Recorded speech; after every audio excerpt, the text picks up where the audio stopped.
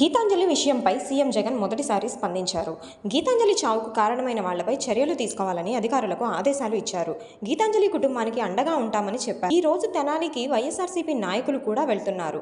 ఇక ఈ ఘటనపై తెనాలి ఎమ్మెల్యే శివకుమార్ కూడా స్పందించారు. ఒక మహిళపై ఇలా ట్రోల్స్ చేసి తన చావుకు కారణమైన ఎవరిని వదిలిపెట్టమన్నారు. అలాగే గీతాంజలి కుటుంబానికి అండగా ఉంటామని కూడా ఆయన అన్నారు. సోషల్ మీడియా ట్రోలింగ్ వల్లే తన భార్య సూసైడ్ చేసుకుందని గీతాంజలి భర్త చెప్తున్నారు. దీనిపై ఫిర్యాదు కూడా చేశారు. విచారణ మొదలుపెట్టిన పోలీసులు ట్రోల్స్ చేస్తూ దూషించిన వారిని గుర్తించే పనిలో ఉన్నారు. బాధిత కుటుంబానికి అండగా ఉంటామని వైసీపీ నేతలు ప్రకటించారు. సీఎం వైఎస్ జగన్ ఆదేశాలతో ఇవాళ ఆమె నివాసానికి వైసీపీ నేతలంతా వెళ్తున్నారు. విపరీతమైన ట్రోలింగ్స్తో వేధింపులకు గురి చేసిన వారిపై చర్యలు తీసుకోవాలని సీఎం జగన్ ఆదేశించారు.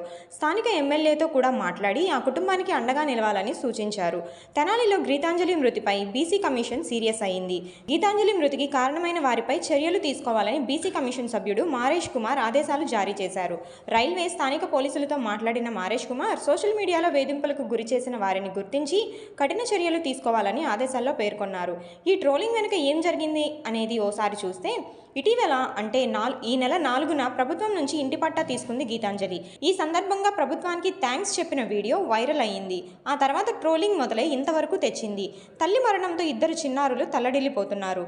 తనకు అమ్మఒడి అందిందని, కుటుంబ సభ్యులకు మిగతా పథకాలు కూడా అందుతున్నాయని చెప్పినందుకే ఇలా ట్రోల్స్ చేస్తారా అంటూ వైసీపీ నేతలు ప్రశ్నిస్తున్నారు.